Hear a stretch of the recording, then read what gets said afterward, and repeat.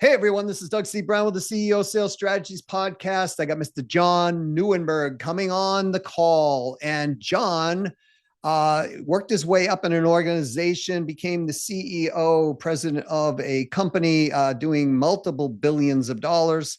And we're going to talk about a very special topic near and dear to my heart on how do you get your business to the next level no matter where you're at? And if you're kind of in a stuck spot, how do you get out of that stuck spot? Because every single business will get in a stuck spot at some time, whether you're in a stuck spot, going into a stuck spot, coming out of a stuck spot, or, someday going to go into one. This will be a great map for you to help you how to take your business and how to create that leverage component in your business, and maybe why you're not doing it today, and maybe how you can do it, or I should say more emphatically, how you can. So anyways, let's go talk to John. Remember, if you're looking for help in your business, reach out to me at doug@ceosalesstrategies.com. That is plural on sales strategies. So ceosalesstrategies.com. And just let me know where you're at, and let's have a conversation and see if that's something I can help you with, or if I have a resource that I would refer off so that they could help you. All right, let's go talk to John right now. Hey, John, welcome to the CEO Sales Strategies Podcast. I'm so grateful you're here. My pleasure. Thanks for having me. So, John, why don't you give people kind of your backstory? It's fascinating to me. You started out in a sales capacity and ended up as a president and CEO of a multi-billion-dollar company, and now you help companies doing what they want to do, which is grow and scale and improve their revenue and profits. So, why don't you kind of give us a background, if you don't mind? Well, I've been a professional business coach since 2004. Steve Jobs said something that you can only connect the dots going backwards. And when I started as a coach in the early months, I had a bit of an epiphany, and I realized, oh my gosh, I've always been a coach. And if it's okay, I'll share a few of the dots I connected. I'm the eldest of 8 children. You can imagine the role you're cast in life when you're the eldest and expected to look after, be responsible. I'm hardwired to be a teacher, and I knew that in high school, but in those days that meant wearing a Harris tweed coat with elbow patches, and that bureaucratic style, institutional style of teaching didn't appeal to me very much. In the early 80s, I learned something called the Socratic method of leadership. So Socrates had the best way to help somebody is to help them work it out for themselves. And in essence, that's what a coach does. I'm not here to tell you what you have to do, need to do, should do, but I'll help you work out what's the right thing for you to do. And so I've been practicing a style of coaching or leadership since then. And as you mentioned, before that, I was the president of BC Liquor Stores. Give you a sense of scale, it does $3 billion in sales today, 200 stores, 4,000 people.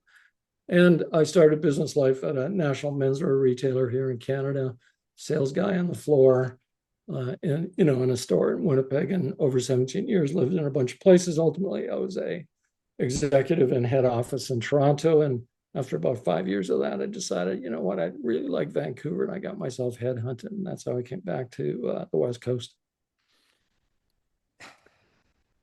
8 kids. I can't imagine having 8 or 7 siblings. I had 3, and that was like, I'm the youngest, right? So they're all like trying to tell me what to do, but, I was the rebel, but. Yeah, well, it's the only experience I have, so I don't know how to compare it, but I can tell you it was very crowded. The houses were smaller in those days, and Yeah. crammed into a smaller house. My parents are immigrants, and so the 8 of us are very much, the exact examples of being first generation immigrant children, with lots of emphasis on success and training and education. And so I'll just finish up by saying that of the 8, 4 are engineers. One's a lawyer, one's an accountant, one headed up a big section of a grocery store, and then of course me. So all of us in some way had. Well, you got it all covered. You got everything covered from, financial to business growth to feeding yourself at a food. It just goes on, right? So, so John, you and I both have experience in doing this, and I thought it was wonderful that you wanted to do this subject because so many people get their business to a certain place and then they get stuck. Yeah. And it's usually like, founder led type companies. They start the process, they get it up to, let's say, 7 figures usually. But even 6 figures, they sort of get, or multi 6 figures, they get stuck at a place, but they all want to get to 10 million and above, or that's kind of the goal, right? Or at least 5 to 10 to 15 or 20 million. But they keep doing it the same way they've been doing it, and they can't figure out why this isn't scaling up or growing.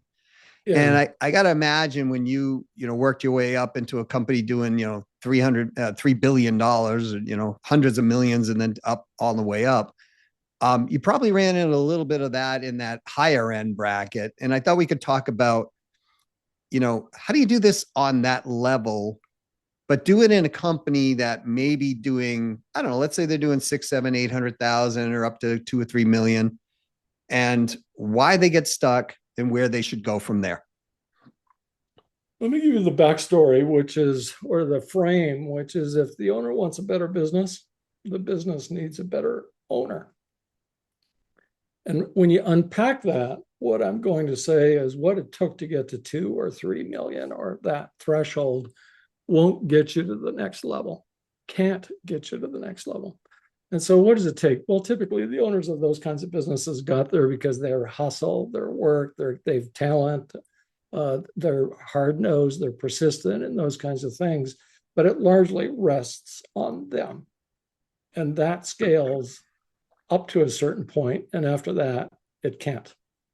And so the shift, if I could summarize it in simpler terms, is you have to go from it being dependent on you, and you're kind of the hub and spoke, the hub of a bicycle, let's say, and everything that happens in the business has to go through you. Every decision, every decision about a customer or about supplies or anything, and it has to shift to a different focus. And that focus then is this. It's a 3-legged stool. So the first leg of the stool is systems run the business, people run the systems, you lead the people. So it isn't dependent on you anymore, and it can't be dependent on people, because as people come and go, your business rises and falls on the quality of the people. Yep. And so you're then subject or kind of held hostage by the people. So you have to run it on systems. Systems are the business. That's the backbone. I can then teach that system to capable people, and they'll deliver time and again. So my job shifts from me being the hustler to being a leader. And that means having better leadership, communication, delegation skills. And those are often the first time you're thinking about what does delegation mean, and what does it mean to be a leader? Yeah. And so let's back up before they get there then, because I see this happen a lot. I'm interested in your feedback on this, John, which is, I see people going, okay, I'm starting this company up. I barely got it off the ground, and I'm just going to take all my time and build systems.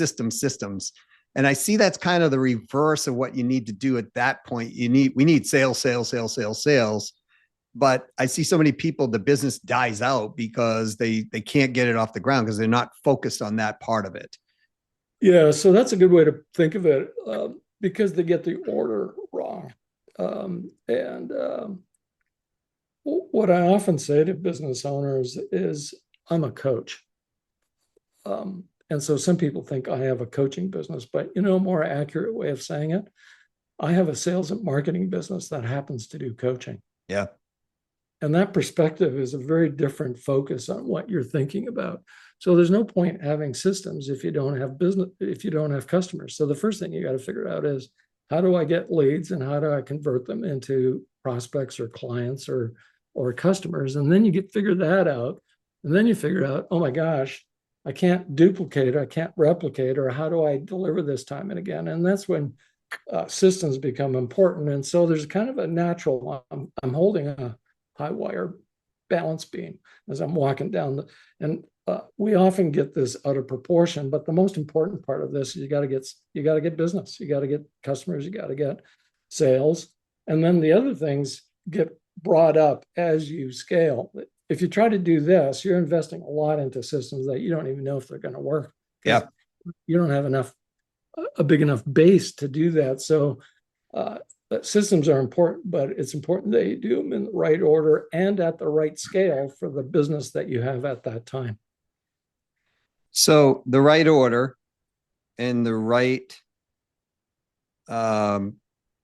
proportion, or the right what you said, the right order in the right scale. So scale, the proportion scale, or the level of systemization that works for a business that's doing 500,000 is going to be different than 5 million or 50 million.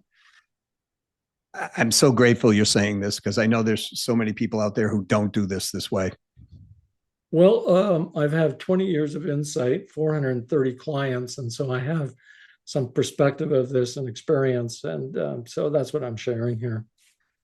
So, folks, those of you who are listening, I want you to take a moment right now and think about what we're talking about, because where you're stuck, many of you get stuck.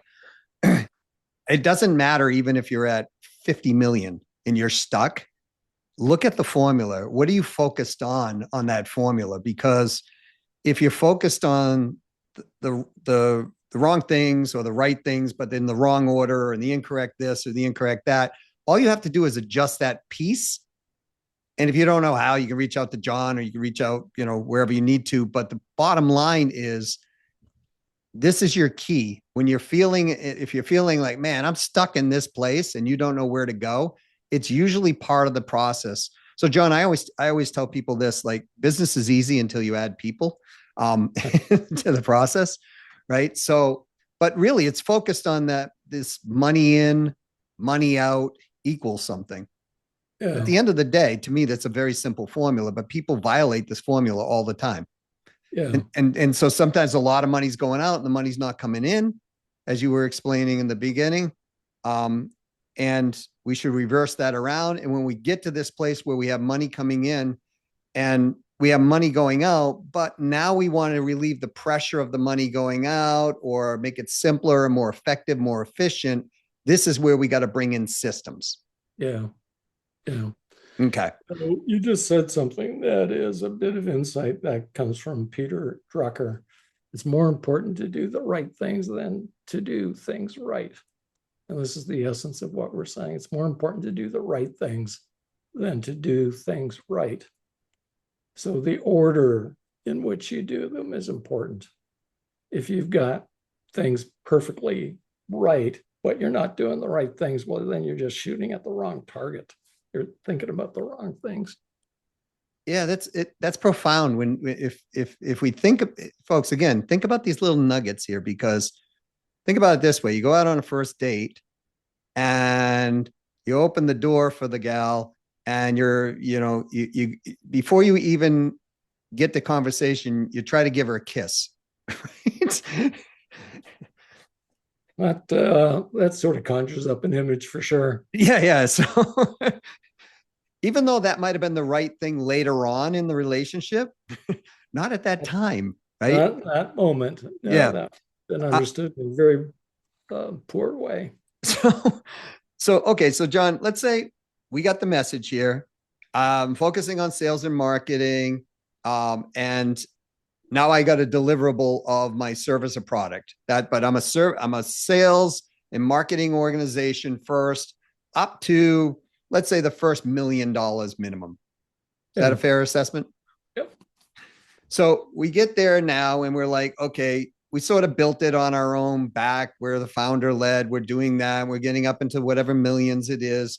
And now it's time to put these systems in. What do I look for first when I'm going to be going into doing that? Because when I'm looking at my business at that scale, I'm just trying to put myself in that position where I've been there.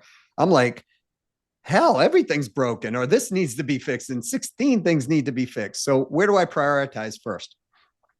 Ask yourself this question: what are you doing when you are the owner creating the most value in the business? What specific work are you doing?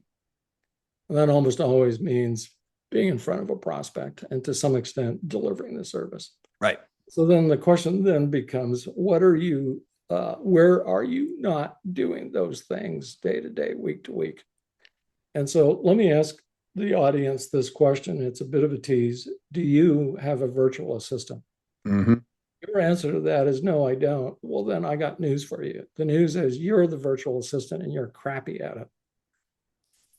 So I would say at the stage you're talking about that there is 5, 6, 7, 10 hours a week of work you're doing that you should not be doing. Now it needs to be done. I'm not saying don't do it. I mean, what I mean is that someone else ought to be doing that work. There's a organized way to do this called a time audit. Not very many people will do though. It's kind of odious and tedious to keep track of your time, but I'm going to use a hack. There's a bit of a rough term, but everybody will get it. If you're wondering what you should be delegating, let me give you a hack. Anything that causes you to say, oh shit, I have to. I have to do payroll. Yep. I have to do receivables. I have to organize, or I have to go through emails. I've got 50 emails. I'm trying to work. Well, all of that, whenever your stomach hurts or you have that sense or you're dreading or procrastinating about work, that's your clue. It's time to delegate that work. And you can find nowadays assistants because of Upwork and other freelancer sites. You can find very capable people for about $15 an hour. And so let me ask you this. Why are you doing work that someone will do better than you for $15 an hour? And that stops you from doing the kind of work that might be worth $300, $400, $500 an hour, especially if you're a professional service provider that does billable work. It's really easy to understand what your value is, but every business owner notionally ought to know my time's worth $200, $300, $400 an hour. How do I do more of that kind of work?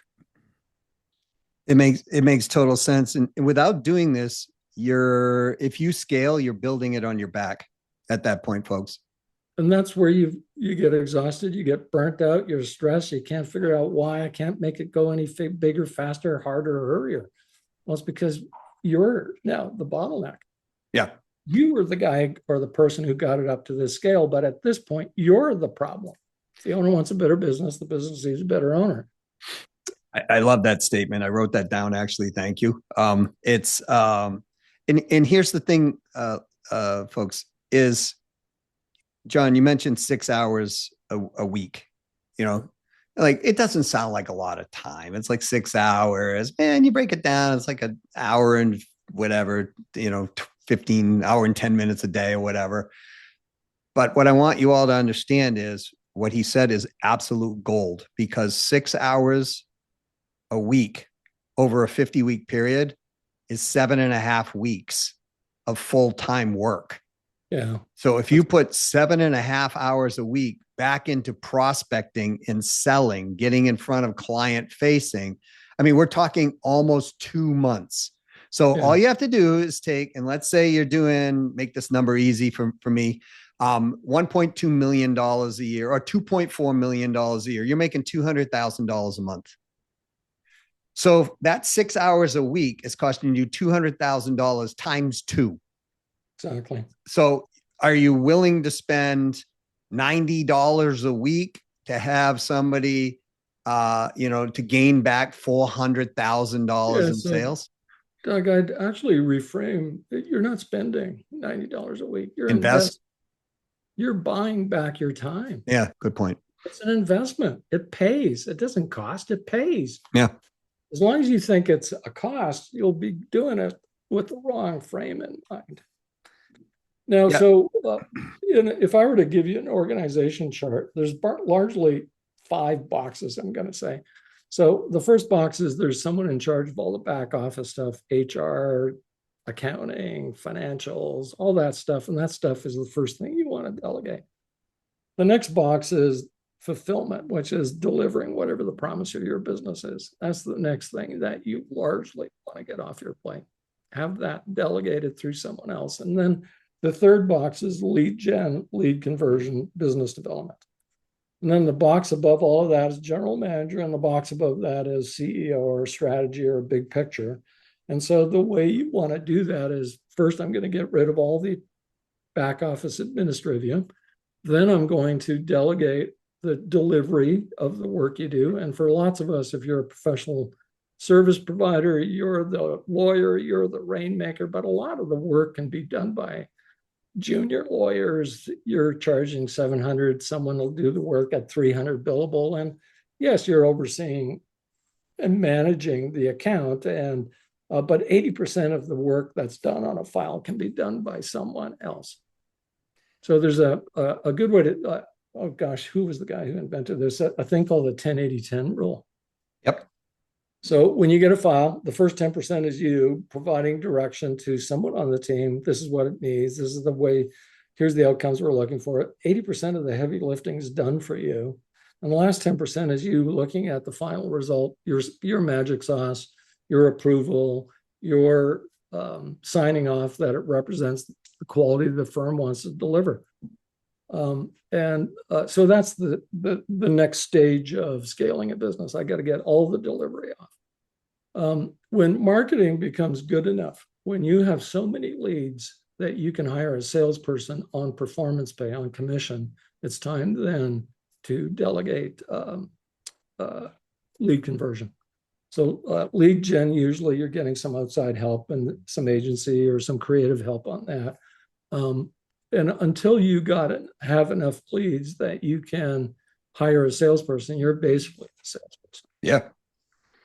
Yeah. But you can put someone in to set appointments for you prior to that, right? Yeah. So I consider that more lead generation, getting people qualified. And when you're spending time with them, they're potentially a very good fit. And now you're the person who ultimately delivers or positions the business or discovers if this prospect is a good fit for what you do and whether the work you do is going to be valuable for both.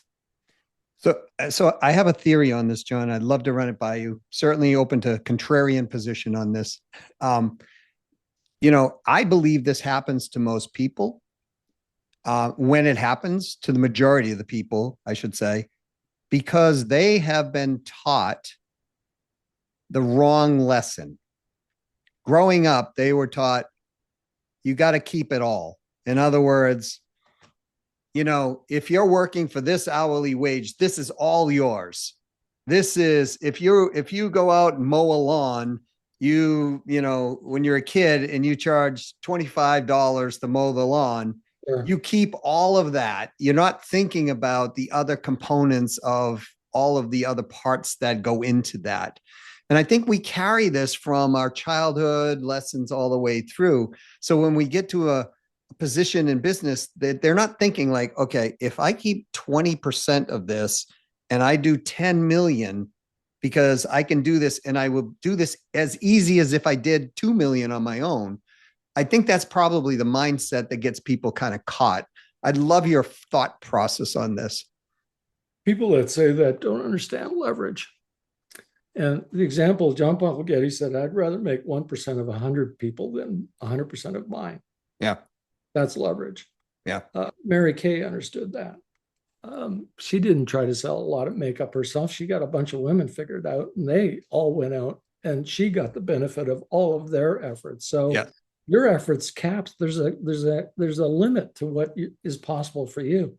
The next question is, how do I leverage the efforts of others? And ultimately, the sum of that is going to be much, much, much greater than what I can do on my own. Yeah, it's sorry to interrupt, but what I want to say is that leverage is the key to success. And leverage comes in lots of different forms. And if you don't understand that, you cannot scale. And that mindset you're describing is part of the mindset of saying, well, I don't understand leverage. I don't think there's anything beyond what I can do. And if you have that thought, it's a trap. So, Richard Branson, Virgin Airlines, Virgin, everything, he was quoted as saying, I always keep 5%. Sure. Right. And when I first heard that, I'm like, man, you're Richard Branson. You only get 5%. But as I thought through the leverage component of that, he has these big organizations. And if he's keeping, let's say he's getting 5% minimum, and you're doing 5% of billions and billions and billions and billions of dollars. No wonder he owns an island, right? Exactly. Would you like to go back to John Paul Getty's? Would you like 100% of a million or 5% of a billion? Hmm. Yes. With the arithmetic, it's a choice. It's not necessarily that one's better than the other, but if you're asking what does it take to scale, the answer to that question is to change how you're thinking at the level of a million. So I have another thought that I'd like to get your, again, agreement, disagreement on. Sure. I think a lot of people, like when I talk with a lot of owners, and I do, um, I find they don't really know their truthful goal in mind. Yeah. And it's like I'm doing 4 million today. I want to get to well, I just talked to a gentleman. He's doing 7 million and he wants to get to 12. Right. And I said, why 12? What's about the number 12? And he goes, I don't know. Right. And I'm like, well, what if we talk about it and you figured it out, but you only got to say 9.5 or even 10? He goes, well, that would be okay too. Sure. And I find this no matter what size organization I talk to, they have these pie in the sky thought processes and goals. But then when it comes to the commitment level of what it takes to get there, there's this disconnect between the two. Firstly, I'd like to know if you find the same, and why do you believe that happens? If that is the case, I have my theory on that as well. My theory is that they're asking the wrong question.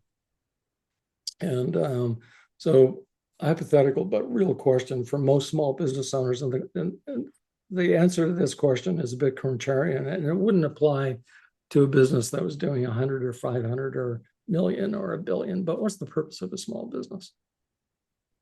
And we could talk about customers and delivery and all those kinds of things. But here's the real reason, business owner, that you have a business. The real reason, the real purpose of your business is to give you, its owner, the life you want. Yep. None of us were born to business. We were born to live. So tell me what you want. And what happens so often is the owners get wrapped around the axle of the business, and the business kind of takes over their life. And as a result, they're not very happy. And so the question we want to ask ourselves is, what do you want out of life?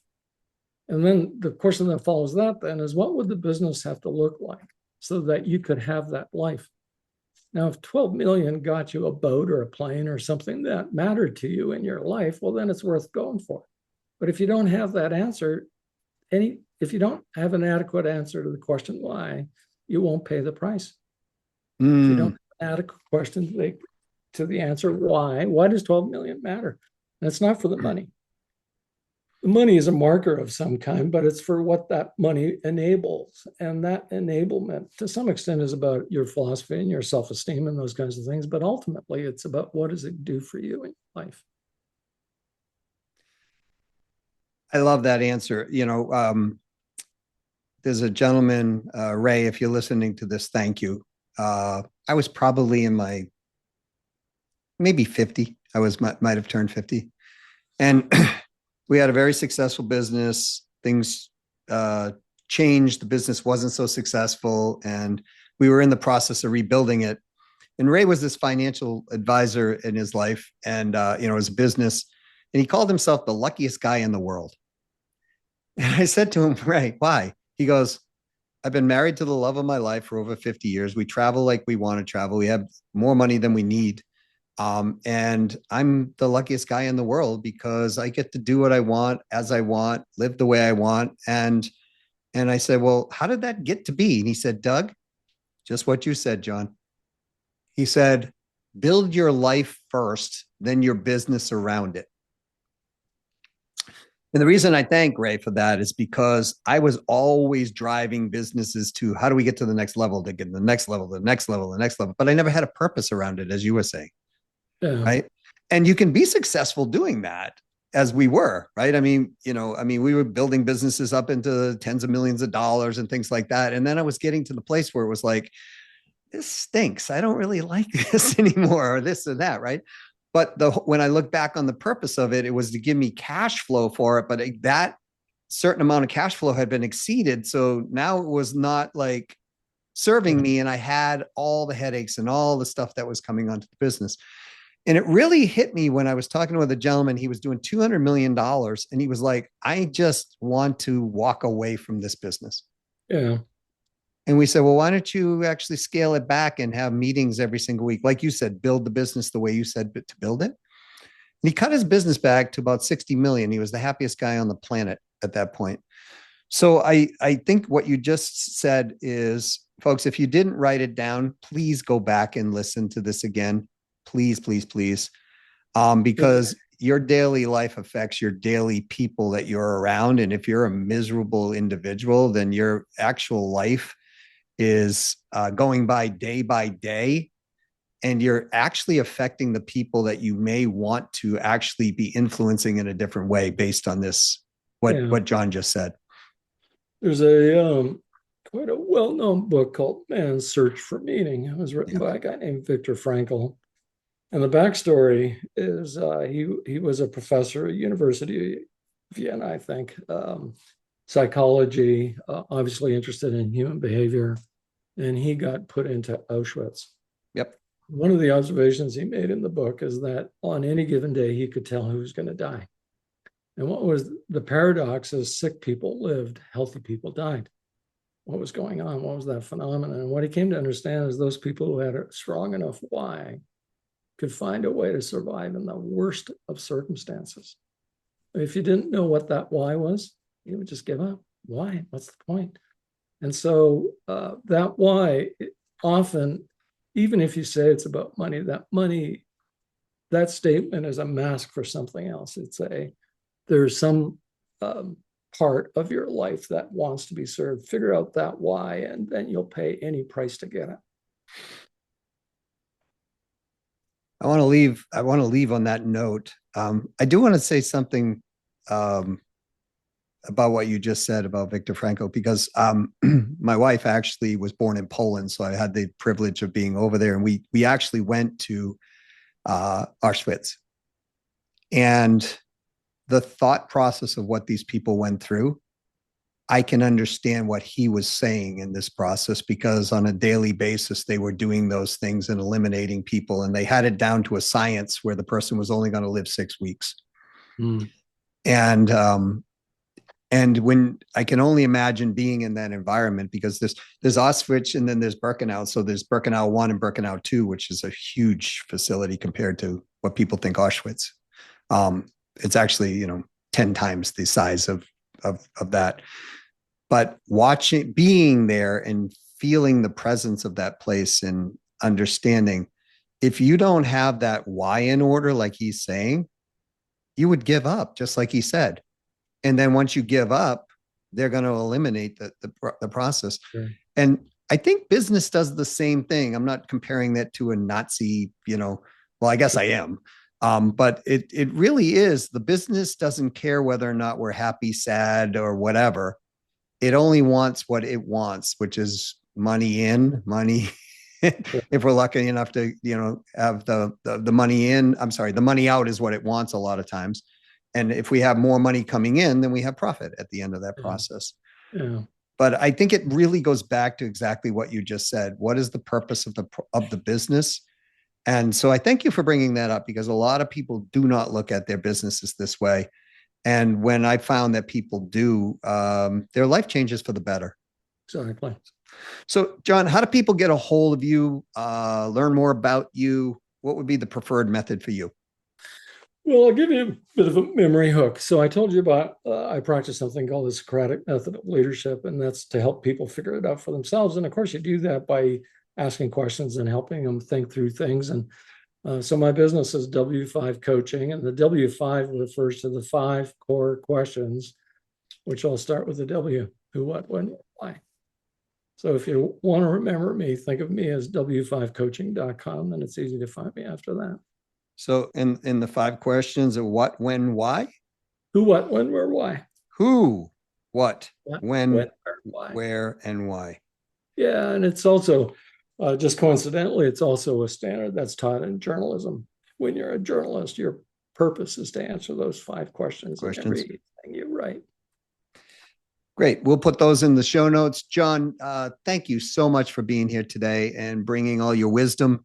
I have a feeling there are people who are pulled their car over and are pondering some things right now, and that's what we always achieve here. and want to achieve. So thanks for being here again on the CEO Sales Strategies podcast. My pleasure. I'm happy to be part of the conversation today. All right. I love, if you want a better business, you need to be a better owner, right? If the business wants to get better, the owner's got to get better. It's that simple. Now, if you're not the owner and you're listening to this, but you're the leader in some capacity, whether it's a division, department, whether you're leading a group of people, if you want a better business, it is incumbent upon us to be a better, you fill it in, X, right? Better owner in this case. And what does that mean? That means that as the business grows, you've got to grow, not only professionally, but many times personally. And sometimes that's just about getting clarity of what the heck the purpose of what you're doing in the business and what the business is designed to do is in the first place. Trust me, I have made that mistake myself many, many times where I got a business to a place where it's really doing great. And then I'm like, let's just build it bigger and bigger and bigger and bigger. And it's like, it gets to a place where it's so big that it's like, I'm not even happy doing this. This was not the purpose of the business. Now, where you could be in that spot and you're able to unload your business and make a ton of money off that. And then you move forward on something else. But a lot of times what you'll find is you compromise the quality of your life in that process. If you find yourself doing that, it's time to step back. The universe is saying, hey, pay attention. There are so many nuggets and gems in here from, being able to create systems, being able to delegate, be able to get the right people in the process. So much wisdom in this episode. I would go back and listen to it again and again and again. If you like this episode, and I hope you do, please give it a 5-star review. I would be forever grateful. If you're looking for help in your business, reach out to me at doug@ceosalesstrategies.com. Plural on the sales and plural on the strategies. That's Doug at ceosalesstrategies.com. And as always, go out and sell something. Play win-win-win. Don't discount. People don't care if you discount or not. If the value perception is there and they deem that valuable to them. If you want proof, look at an international overnight flight. You will see that first class is full of people, usually sold out. Why? When the ticket is, sometimes 10 times higher than what it is in just the next section over. Value perception. Win, win, win. You win, they win, someone else wins. All right. And remember, discounting down, you may have to sell 10 things to actually make up the discount, depending on how large that discount is, in order to break even. So you're working much harder than you normally would. Until next time, this is Doug C. Brown with the CEO Sales Strategies Podcast saying, to your success.